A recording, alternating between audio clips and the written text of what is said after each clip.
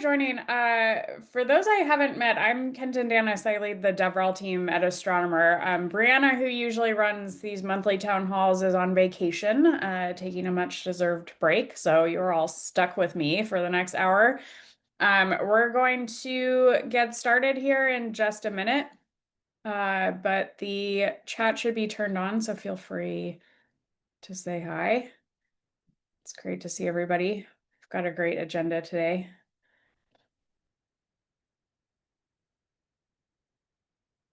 Hopefully, I only have to do a little bit of watching me attempt to navigate the Zoom meeting. So,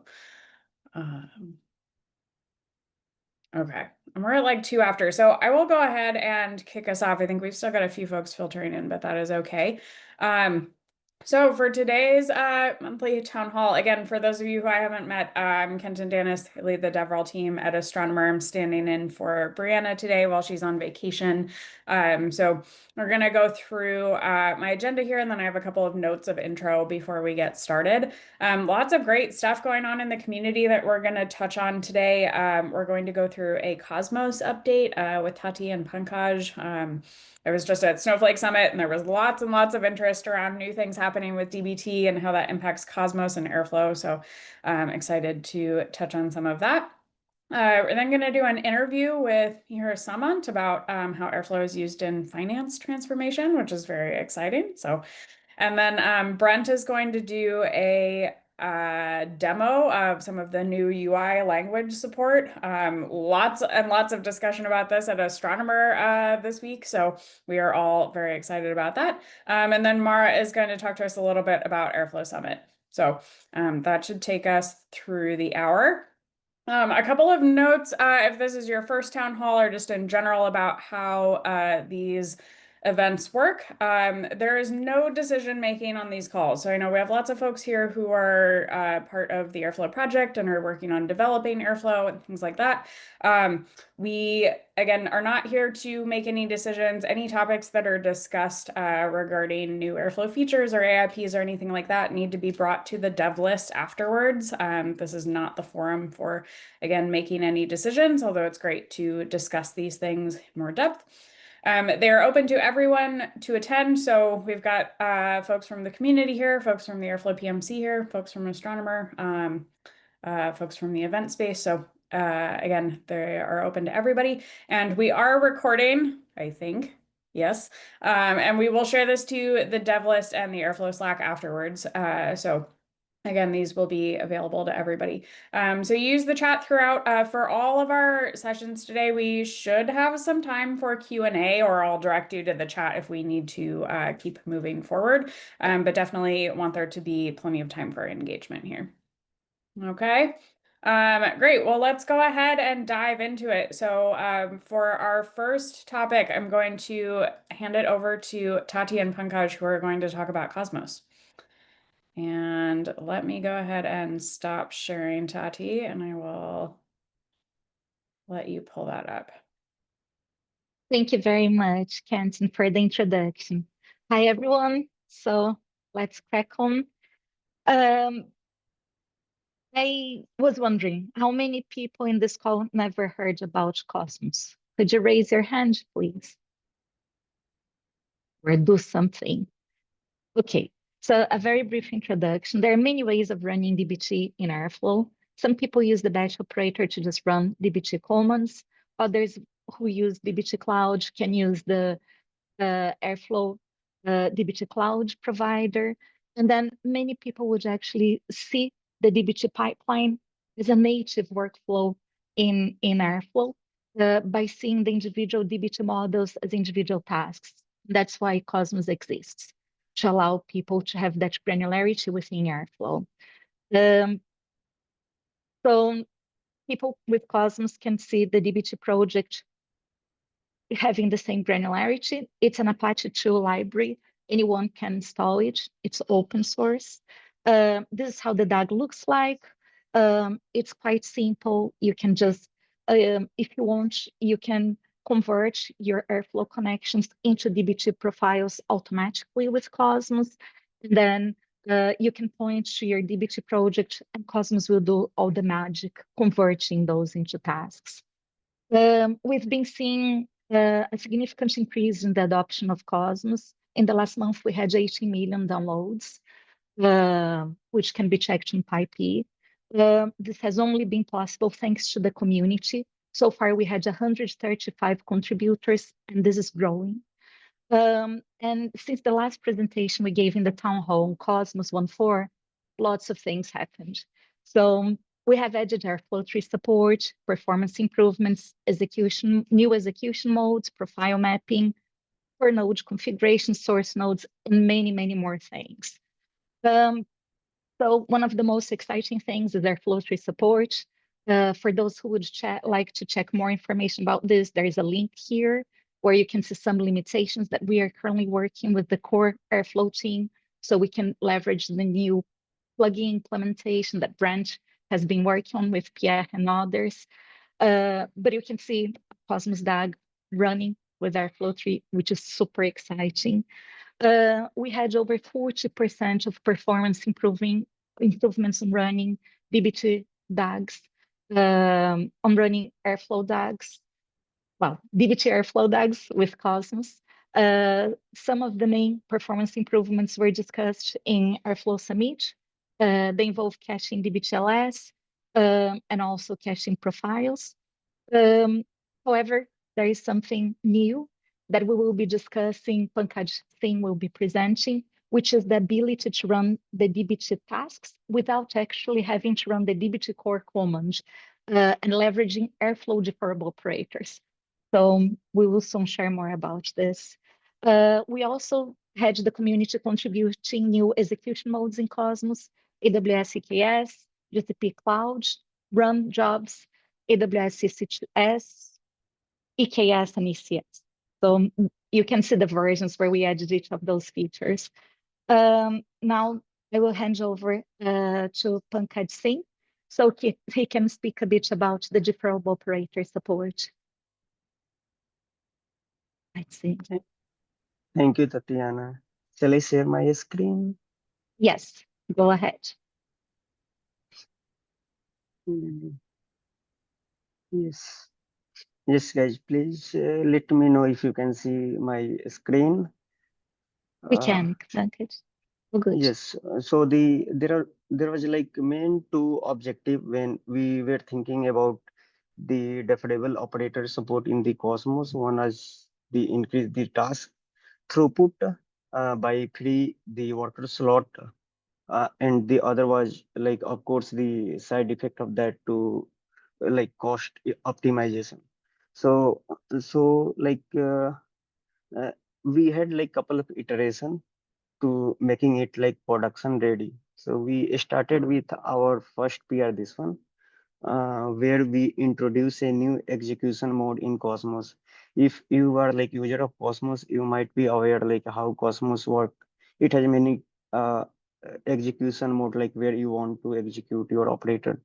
So we add an additional execution mode, Airflow Async, and aim here was to like use this particular execution mode for deferrable operator supports.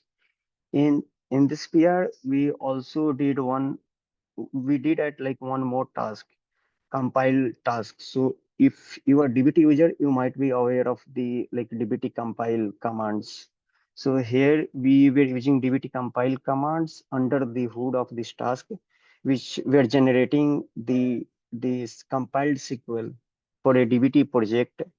And later we were using those compiled SQL to execute them in the like the source data source, uh, and uh, and make it asynchronous, because we need like a raw SQL in order to like execute them directly into the data warehouse and not use the dbt command for that.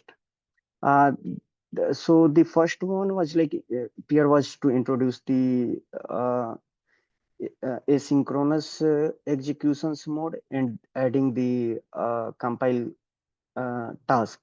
And then we created the another this PR, and here like our aim was to add first most basic support of the basic support of first like big async operator for the BigQuery data warehouse.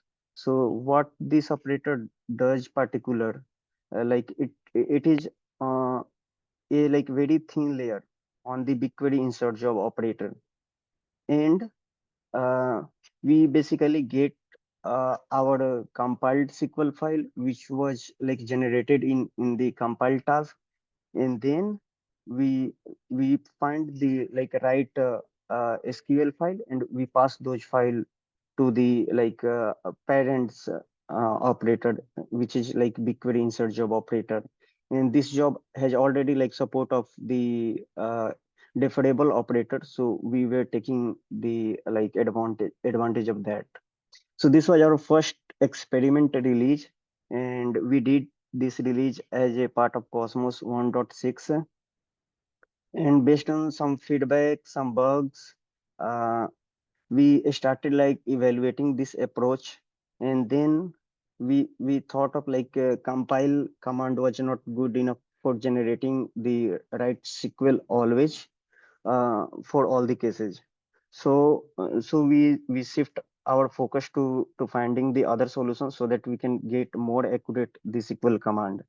And then we come up with idea of like mocking the DBT adapter to get the right SQL. And this PR particular, which is like mostly done by Pankaj Koti. I am presenting here, but mostly work was done by him. So what we do basically here, we mock the uh, DBT adapter so that we can run the command and we can get just the compiled SQL, and do not like execute those SQL actually into the data warehouse. And once we have SQL, that can be either on our local machine worker, or it can be at the remote location. So that was like another improvement. So this is what we are doing here, basically like mocking the adapter to get the SQLs and avoiding them in executing into the like data warehouse. And if you see this one, so here like implementation design was very tightly with the BigQuery insert job operator, but we also wanted to extend this for the other data warehouse in the future. So we we make a better, like we added better design so that we can extend it and support the other data warehouse easily, and also make it a bit more maintainable. So here like effort was to make it like better design and allow community to like easily contribute for the other data warehouse. uh, and then if you see like so what now happened, like so we had like a pipeline end to end, like generating the SQLs, running those SQLs into the like cloud, into the your like data warehouse. So those pipeline was end to end, but still the SQL file which was on your local machine to the Airflow. So but that was not very like scalable, so we added support of two more concept like setup task and tear down task. So what it does basically, it give you like a way to upload uh, your SQL file which was generated in this task into the remote locations. So you can upload them to remote location, and the benefit here is like you have to run just once. Let's say you have like 100 model in your project, and you have one setup task, so not always you need to like run to get the SQL commands. Benefit here, it is at the remote location which is accessible by all your tasks or model in your DBT project. So this can access and run it. So this might be costly for the one time, but for the large number of tasks, costly tasks, this will benefit you. And the tear down task was same here, was to whatever you have uploaded in your first set of tasks, just clean them. And you can control them with environment variable, you if you want to opt it or not opt it. So we have like for tear down task, we have environment like configuration, this one, and for the setup task, we have a similar configurations. enable setup task. So I have already run a DBT project as in Cosmos for this demo. Uh, so you can see like I have a setup task here and here tear down task. So if I'll go to setup task, uh, so this basically create a virtual environment, and then we are just mocking the adapter and not actually calling them, executing them into the warehouse. And once we have like SQL file, I'm in this particular case, I'm using the GCP bucket to store my SQL files. So here is, you can see GCP connection I'm pulling, and I am uploading this into my cloud storage. And I have some seed task, which is not that important for the uh, async executions, uh, but I have run task. So run task basically like a DBT model. So for that we run the asynchronous operators. So you might see if some operators is taking good enough time, then you might see it it has deferred somewhere. Let me find some log. Yes, so you can see here it has deferred, and then after some time it has again like come to the worker and completed the executions. And if you go to details, you can see uh, also link to your BigQuery job, some extra link, your BigQuery table, and you can click and access your job as well as your table. So, so this is the table, and yes, for the order model, you can see it might have some data. If I go here, yes.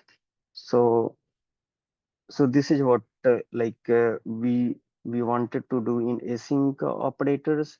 I have like other slides which talk about the same thing what I already discussed in the PR. Like we are doing monkey patch to DBT core so that we can get the more accurate SQL file and execute them into the remote locations. And we are running transformation here native to Airflow. And once you have SQL file, like DBT has nothing to do with like running your model actually. So in background, it is actually using what we have generated, the SQL file in our first task. So of course there are limitations.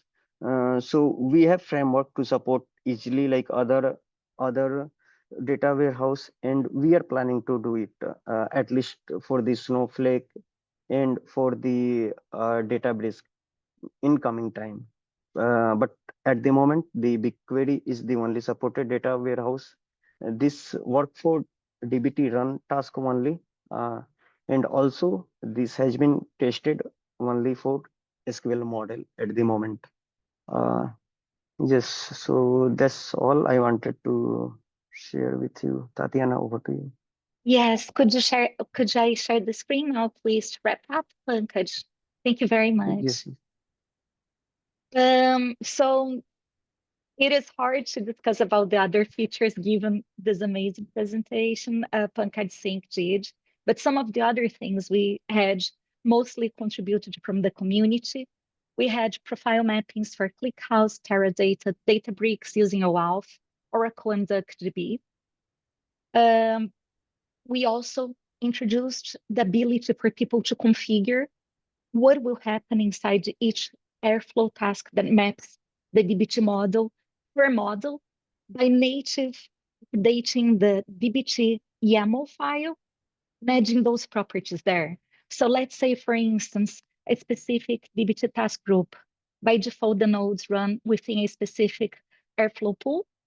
Now, with Cosmos, you're able to override that for specific nodes.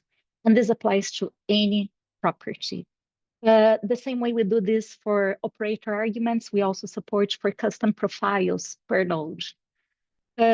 We also had an astronomer customer, Alejandro, contributing, rendering source nodes into Airflow, and there is an amazing blog post if you would like to learn more about that. There were around 10 tickets related to callback support. So we added support to automatically upload those DBT artifacts that are generated by running the DBT commands. You may say manifest or run results. So you can easily upload those to an object store, deal with those. Coming up next, lots of members in the community, given the update last week on DBT Fusion, have been asking us about DBT Fusion support. So we just had legal approval to support DBT Fusion from within Cosmos. Very quick preview on this. You can see a Cosmos DAG, which actually run with DBT Fusion. So this is coming up on, get here, Fusion. Zooming a bit, you can see using DBT Fusion 2.0 beta 13. We also will be adding deferrable support to Snowflake and Databricks. We know performance, it still matters for the community, and we're committed into improving the performance of Cosmos for DBT core users as well. We will have some update on DAG versioning. So if you update your DBT project, you can see the DAG version in the Airflow UI, leveraging the latest Airflow 3 feature, and much more. Please, we need more hands. There are over 200 open tickets. Get involved. We're trying to mark them. Some first tickets for first contributors. Reach out via the repo, via the Airflow community. We have the Airflow DBT channel. Thank you very much, and we're open for questions. Thank you so much, Tati and Pankaj, for going through that. That was a great demo and lots of exciting stuff going on in Cosmos. I know there's a ton of community interaction and requests around this, so very happy to see this update. We are about at the end of our time for this session, so I'm going to go ahead and move on, but if anybody else has any questions for Tati and Pankaj about Cosmos, please throw them in the chat and they'll be able to answer them there. All right, let me go ahead and pull up my slides again. Okay, so next we have an interview with myself and Mihir Samant, who is an Airflow champion, Airflow Champions program, about the role of Airflow in finance transformation. So Mihir, if you want to come off mute and introduce yourself to everybody, that would be great. Yeah, sure. So as you said, my name is Mihir, and I was Apache Airflow champion for, I think, cohort 3. It's almost like a year now. I'm just trying to help the community to, writing some blogs about how to do things, how to, how to start with, like if someone is new with the Apache Airflow and they wanted to start something with it. So I write some Medium blogs on medium.com, and I share also on LinkedIn with the 100 days of Airflow, with like a small go-to blogs where you can read it on the go, where you are on bus or commuting somewhere. So yeah, I do have like a 7+ years of experience working with data. I started back in 2016, and then I slowly transformed. I started with SSIS first, and now I'm working all with new tech tools, Airflow. I also touched some part of Astronomer as well. Then Fivetran, you just name it. I integrate most of the thing with Airflow, and I love that. In this particular role, like finance transformation, I worked in my previous company called as eTraveler Group, and over there I was the first member who transformed the finance practices with the automations. So we automated the whole standard practices which they were doing earlier with the touch of Airflow. So yeah, I think that's pretty much about me. Yeah, that's great. Yeah, your contributions to the community, the blog posts and things like that are much appreciated, and it's great to Mhm. hear about your experience using Airflow. Wondering if you can tell us a little bit more about, you mentioned at Travel implementing Airflow as an orchestrator, kind of what led you to, advocate for bringing Airflow in Mhm. and using that over whatever they were doing previously. Yeah, sure. So when I was interviewing like first for with my manager, and I pitched Apache Airflow as a starting point. So they had a thought that we could do things with SSIS, but I said, we have much better tools and technology outside, so we can just why don't we just try with Apache Airflow? And I think and that thing landed me with the job. And what we did on my very first stage is to showcase the power of Apache Airflow. I download like a Docker, I install all the libraries, I pull the image from website, and within like 3 hours, I created a one tag which pulls the data from API and push it into a database. I showed this thing, and I said, like we can just do this 24/7, even if like there's no human present to do those things, because my manager was from a non-technical background. She don't understand lots of tech stuff. So I explained all those things and she loved it, and we directly jumped into it. During these 2 years, I started with June 2023, and within those 2 years, we created almost 25 or 30-ish production level tags, and many tags were still in test, and we touched lots of things. So starting with pulling data from different different cloud vendors to ingest it and then push it onto the production or maybe on the Slack. We were doing everything. The whole aim was of finance transformation or finance automation is to reduce the time which requires when accountants were trying to pull data directly from a database or maybe from a Looker dashboard, it was taking a huge time, and it was creating a very much huge bottleneck. So I came up with, instead of everyone doing the same thing again and again, why don't we just create a channel on Slack and just pull one report and push it over there so they can reuse it depending upon their need. And that leads to cutting down the licenses of the Looker, and we saved lots of money on that part. But yeah, that was a great, that was my first project over there in finance automation. Okay, that's great. Yeah. And so it sounds like Airflow is being used in that case for kind of an ETL or ELT type use case. Has it kind of expanded since then within that org, or where else do you see Airflow being used in kind of that? So in my scenario, we didn't have most like lot of data. We never deal with millions of rows. The maximum we had is like 500 or 600,000 rows at like the peak. And the issue was with the database, like we still had the ERP system from where the data was coming, and it was taking huge time to get the data, right? So we never had issue with the performance with Apache Airflow. It was always with the database. So for us, Airflow was not just an orchestrator, but it was an ETL tool for us. So we used to pull the data. We used to use Bash operators, Python operators to mold the data, transform it, and send it back to the end user, and sometimes to our local database, local as in like it's only team members can use it. So it just for the track of things what we have done in the past and something like that. I agree, and I was getting lots of requests because as we cut down the Looker, licenses, there were lots of reports over there who was just they were just running the report, take the data, that's it. So what we did, I created an automation. I named it as automating automations. So the thing is, any business analyst who understand SQL can write can take the template, can write the SQL query, name the tag, and do some add just some bolts, nuts and bolts here and there in text file, and just put the text file into the dictionary, and then tag used to sense like one tag is to create a new tag depending upon the files inside that folder. And whenever there's like a request, like we need to create a report from this particular report, so what we did is ask the consultant to drop a SQL file into one folder, and boom, in 10 minutes we have DAG up and running. that thing never failed on production. It ran smoothly, and it saved a lot of time, because if you consider a person writing the same thing, testing it again and again, and then sending the report, it lots of human work involved. So I created that automation that literally saved a lot of time of lots of my team members.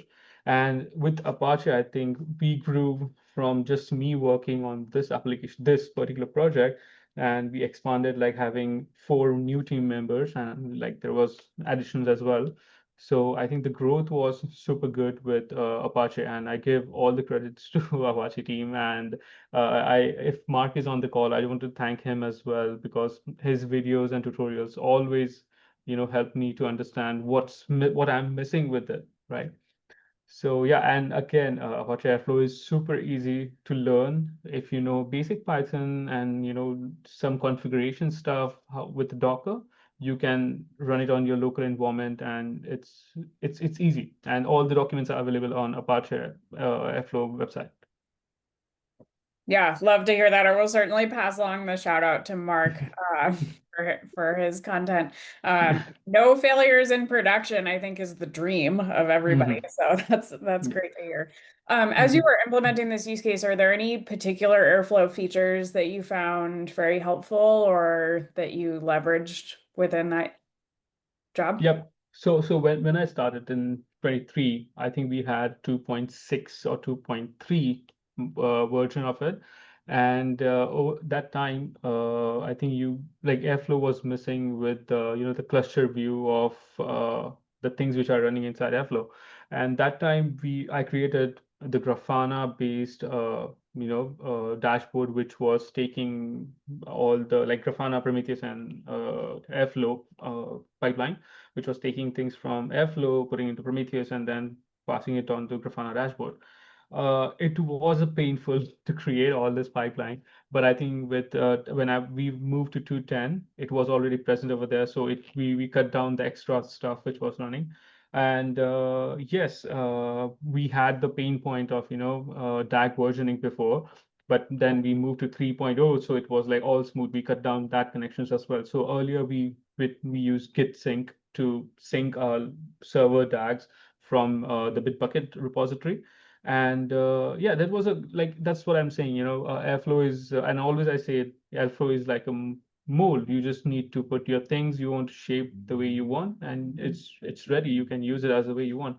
And yep, you can add new features, new things into it. If you have lacking with processing power, you just add more power to it. You change the operators or the set workers. You can add it, and it's ready to roll directly. Yeah, that's great. Certainly the monitoring aspect is really important, especially for those production use cases. And you said that you had already upgraded to 3.0 and implemented that? That's amazing. Yep. That's very fast. Yeah, so it didn't I followed all the notes over there. It was just like a starting point was a little painful, because I think it requires an authenticator if you're running it on local, right? So that was the only thing. When we solved that issue, it was running smoothly. So yep, all cheers to the Apache Airflow team, who seamlessly worked and finally took the DAG versioning thing onto production. So yeah.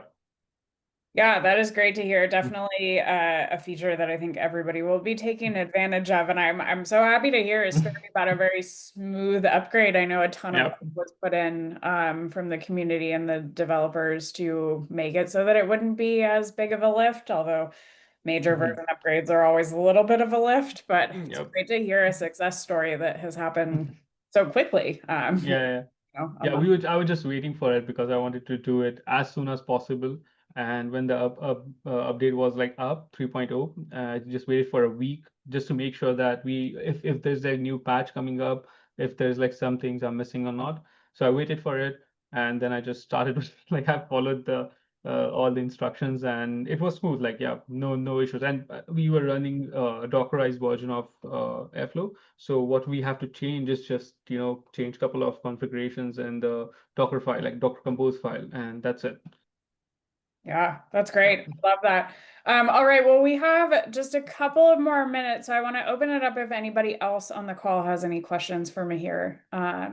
You can throw them in the chat or raise your hand and I can bring you, or you can come Mhm. off mute.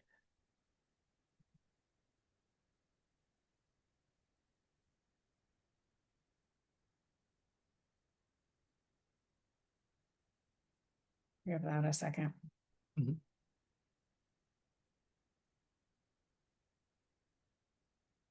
Okay. Well, if no other questions right now, Mihir, thank you so much for going through that. Super helpful to hear your story. And thank you again for your contributions to the Airflow community. It's very much appreciated by all of the users.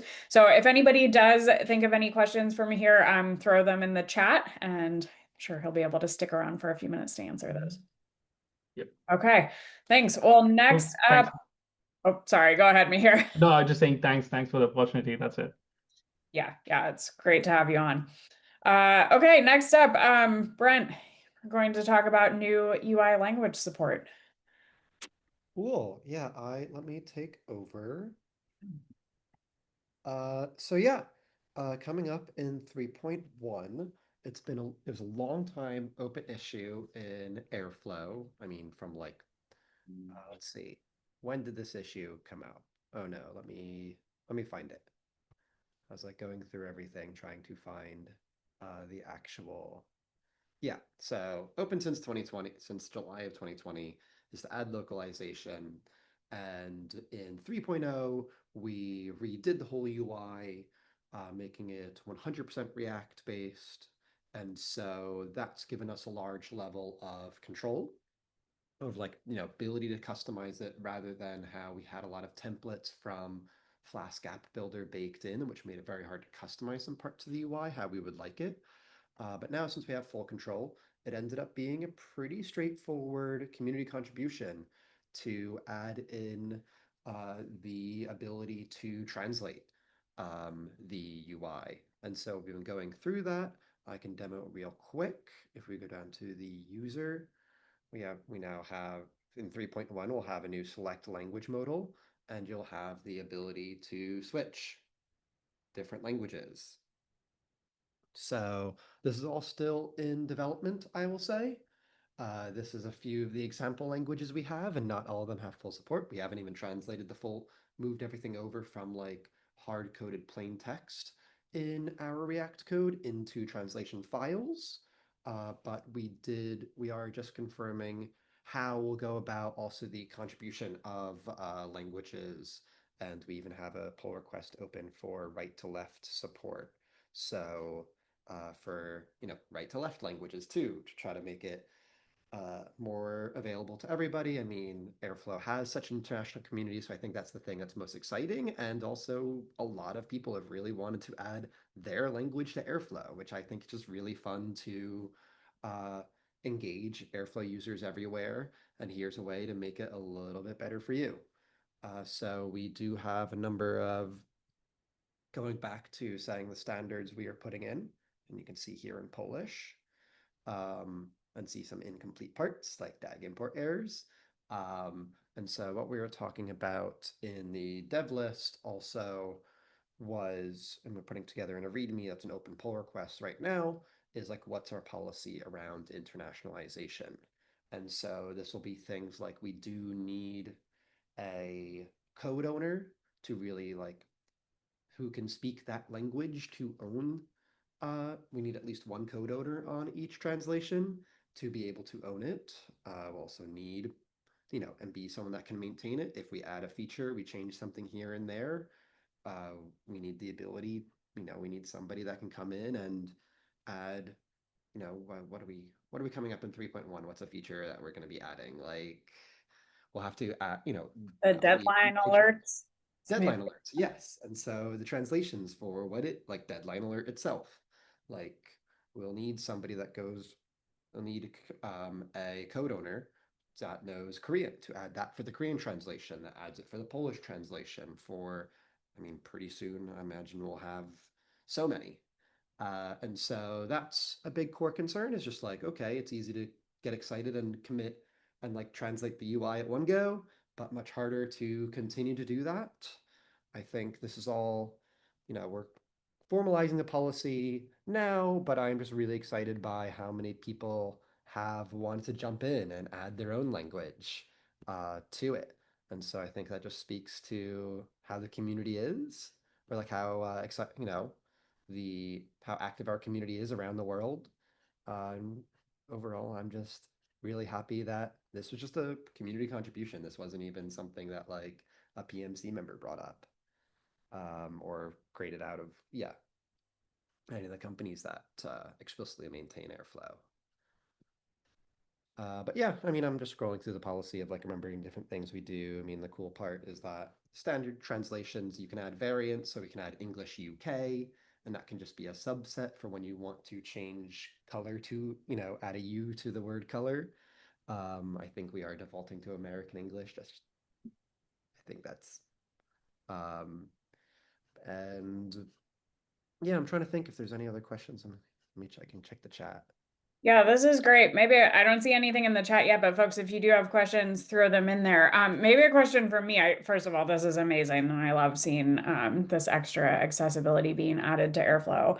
I'm curious, I assume that this is one of those features where the structure is now in place, and 3.1 might include some other languages, but of course not all of them. Is this a feature where individual users will be able to add like their own customization just to their Airflow instance to implement something now that the structure is in place, even if they don't necessarily contribute like a whole language back to the open source project? I think we are going to set it up that way.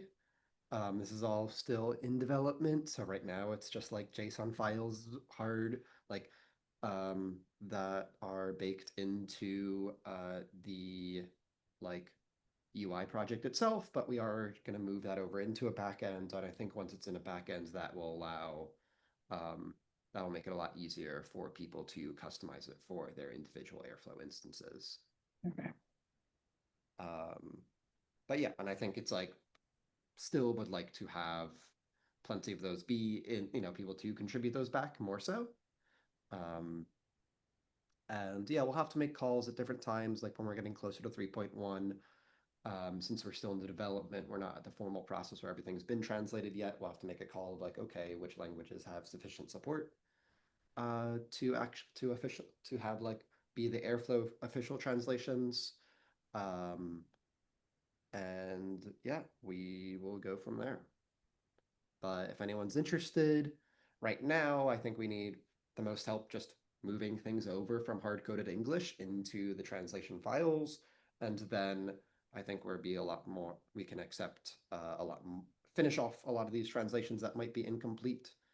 And then, accept other languages and see how many complete languages we can get in for 3.1. Got it. Very cool. Well, definitely, I'd imagine a relatively low lift way of contributing, or I should say less intimidating maybe than developing a whole new feature. And there are so many Airflow users all over the world. So hopefully we can get some great community contributions for this. I know Tamara is no longer on the call, but Tamara on my team, who many of you might be familiar with, is very, very excited about the German coming in. So there's, I think, a lot of stuff to look forward to there. So I'm excited to see more of this in 3.1 when it comes out. Cool. Okay, great. Well, thank you, Brent, for going through that. That was awesome. If anybody else has any other questions for Brent about the language support, feel free to throw those into the chat. And then finally, I'm going to hand it over to Mara, who's going to talk about Airflow Summit. Mara, just let me know when you want me to click through these. There. Thank you. Hi, everyone. We are very excited because we are almost there. We have the Airflow Summit this year in October, 7 to 9 in Seattle. So if you haven't registered, please run and register now. Sorry, it should have said Apache Airflow 3.0 on Bill. I forgot the 3.0, but it's very important, and most of the content will be focused on that.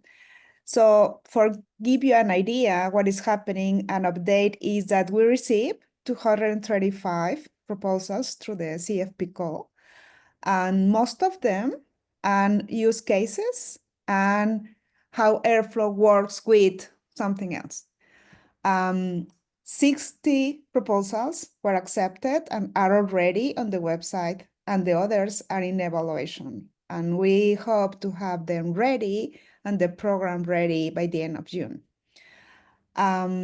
So if you have any question, if you want, please hold on. Those proposals, if you haven't heard back from it, is because they are still in evaluation. So please be patient. You will hear back by the end of June. Something that we are adding new this year is that we will provide a diploma, a participation diploma for attending the event. We believe is very valuable, and we will also provide a participation diploma for each workshop. We'll have, I show the certification, but the certification workshop, but still for all the other workshops, we will provide something. We're still receiving lead sponsors. So if your company might be interested, or if you know of somebody who might be interested in sponsoring, please help us contact us with them. These are 3 of the keynote sessions that are confirmed so far. As Sarah said, we will have the opening session of introducing Apache Airflow 3. And some of you who were involved in that project are presenting. And if you could please, Kenton, move to the next slide. Yes, I just wanted to give you a look of the workshops that we will have. These are the workshops confirmed so far. We are hoping to have more workshops this year. Here is Kenton's workshop and get certified. And we'll also have, as I said, the certification with Mark Lamberti. For example, that workshop will provide the certification. The other workshops that are not certification we will give a participation diploma. And last but not least, could you go to the next one? Go round register before June 30 because the early bird price ends this month. Please help us spread the word. Also, take a look at the website, at the content. Please let us know any question, any suggestion. We are open. And I don't know if you have any questions. Thanks so much, Mara. I am so excited for this. I'm glad you touched on the workshops. Obviously, I'm biased since I'm giving an Airflow 3 workshop, but there are so many great ones on that list. I'm really excited to see the community contribution one as well. I know that's been very widely requested, and I think will be really popular. So hopefully we can get some more folks involved in contributing to Airflow through that. But yeah, really appreciate your work in putting this together. People are going to get sick of hearing me say this until October, but I really am excited to see everybody in Seattle. That's where I live. It's a really lovely place. October is usually quite nice, fingers crossed. So yeah, I'm personally very excited to see everybody here. Okay, great. Well, if no other questions for Mara. Again, if you have any questions about Airflow Summit, throw them in the chat. I will plug again, if you have not already gotten tickets, please do so. Again, good to get those early. And we really hope to see you there. That's amazing about the new contributors from last year, more than 20 from the workshop. So I'm excited to have that happen again. Maybe we'll get more language contributors from that. So yeah, that's great. Okay, so thank you everybody who presented today, and thank you so much to everybody who joined us. As always, tons of exciting stuff going on in the Airflow project. And we appreciate you joining us. I'll end by just saying, if anybody is not already, a couple of other things that you can do to stay involved with what's going on in the project. The first is join the Airflow Slack. This is a great way to get connected with probably everybody on this call, and especially everybody who presented is on there. If you're looking to contribute for the first time or get some help getting a question answered, maybe hopefully answer questions for other people, the Airflow Slack is a great way to engage. We definitely recommend everybody join meetups for your local area. Airflow meetups happen all over the world. They are a great way to connect with the community. I always like to plug these because I originally got my job at Astronomer through an Airflow meetup. So that can happen too. And again, we always love to see folks there. The monthly newsletter is another great way to keep up with what is going on in the project. And of course, join the dev list, especially if you saw any of the presentations today and are thinking like, oh, I would really love to contribute to this, or you want to be more involved with development of the Airflow project. The dev list is something that you will definitely want to subscribe to. And that's a great way to keep up with, again, all of the development happening in the project. And again, I mentioned at the beginning that we don't make any decisions on this call, on the town halls. These are just for connecting with the community and keeping up with what's going on. So if you do want to raise anything for the project that needs an official decision, the dev list is the place to do that. So, okay. Well, that is it from me. Again, thanks so much everybody for joining, and I hope you all have a really great weekend.